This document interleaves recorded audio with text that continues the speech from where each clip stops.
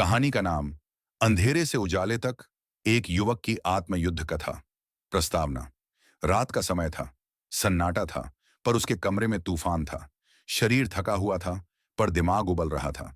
आदित्य, एक 21 साल का लड़का, जो बाहर से दिखने में सामान्य था, पर अंदर से जूझ रहा था एक ऐसी आदत से जो दिन ब दिन उसकी आत्मा को खा रही थी। मास्टरबेशन की लत। वो जानता था कि यह सिर्फ शारीरिक आदत नहीं है, ये उसकी सोच, उसकी ऊर्जा, उसका आत्मसम्मान सब चुरा रही थी। भाग एक। शुरुआत एक आदत से नहीं, एक खालीपन से होती है। आदित्य जब 16 साल का था, तब पहली बार उसके हाथ में एक स्मार्टफोन आया। यूट्यूब, इंस्टाग्राम, फिर धीरे धीरे उस कंटेंट तक पहुंच गया जिसे वो खुद भी खुलकर नहीं देख सकता था। शुरुआत में ये नया, मजेदार और रोमांचक लगा, पर धीरे धीरे ये आदत बनती गई।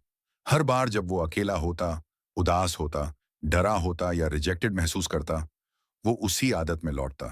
वो सोचता था कि ये बस शारीरिक रिलीज है, पर असल में वो हर बार अपने भीतर की कमजोरी को फुला रहा था। भाग दो। इसका असर, जो कोई नहीं बताता। 1।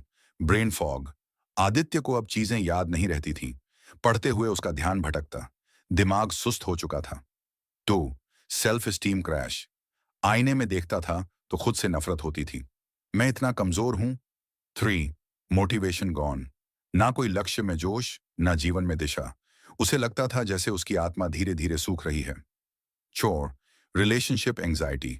वो लड़की से नजरें नहीं मिला सकता था। 5। Shame and guilt loop. हर रात वो हारता और सुबह एक अपराधी की तरह जागता। भाग 3। चुप्पी की बीमारी। सबसे बड़ा दुख ये था कि इस आदत के बारे में वो किसी से बात नहीं कर सकता था। ना माता पिता, ना दोस्त, ना शिक्षक।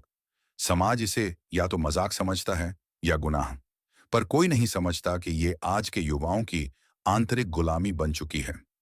भाग 4। मोड़। जब दर्द सहा नहीं गया, एक रात आदित्य रो पड़ा। उसका शरीर थक चुका था, लेकिन मन शांत नहीं था।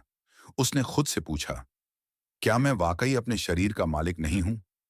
क्या मैं पूरी जिंदगी इसी लत के हाथों बर्बाद हो जाऊंगा? उसने तय किया, बस अब नहीं, अब वक्त है अंधेरे से लड़ने का। भाग 5। समाधान। जो कोई नहीं सिखाता, अब शुरू हुआ असली युद्ध। आदित्य ने किताबें पढ़ी, वीडियो देखे, मेडिटेशन किया और खुद पर प्रयोग शुरू किया। स्टेप 1। ट्रिगर पहचानो। हर बार जब वासना उठती थी, वो खुद से पूछता, ये सच में शारीरिक जरूरत है या भावनात्मक खालीपन? 90% समय जवाब था अकेलापन, तनाव या बोरियत। स्टेप 2। रूटीन बदलो। सुबह जल्दी उठना, 5 बजे क्लब, ठंडे पानी से नहाना, दौड़ना या इंटेंस वर्कआउट, दिन भर में लक्ष्य तय करना। स्टेप 3। अर्ज सर्फिंग। जब वासना की लहर आती, वो उसे फौरन एक्सप्रेस नहीं करता, वो उसे ऑब्जर्व करता, सांसों पर ध्यान देता और लहर चली जाती। स्टेप 3। 4।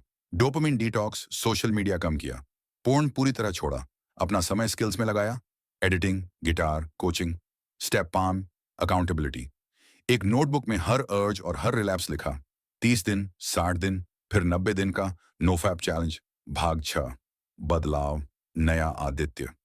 अब 6 महीने बाद वो आदित्य नहीं है। उसकी आंखों में चमक है, उसकी आवाज में दम है। लड़कियां अब उससे डरती नहीं, इंस्पायर्ड होती हैं। उसे अब नींद भी गहरी आती है और दिन पर्पसफुल लगता है। वो हर सुबह शीशे में देखता है और मुस्कुराता है, मैंने खुद को वापस पा लिया। भाग 7। युवा भाइयों के लिए संदेश। आज लाखों लड़के इस लत से जूझ रहे हैं, पर कोई बात नहीं करता। ये पाप नहीं है, ये लत है, और हर लत का इलाज होता है। शर्माने की जरूरत नहीं, सच को स्वीकार करने की जरूरत है। अगर तुम भी इस आग में जल रहे हो, तो याद रखो, काम पर विजय आत्मा की स्वतंत्रता का पहला कदम है, और जो खुद से जीत गया, दुनिया उससे डरती है।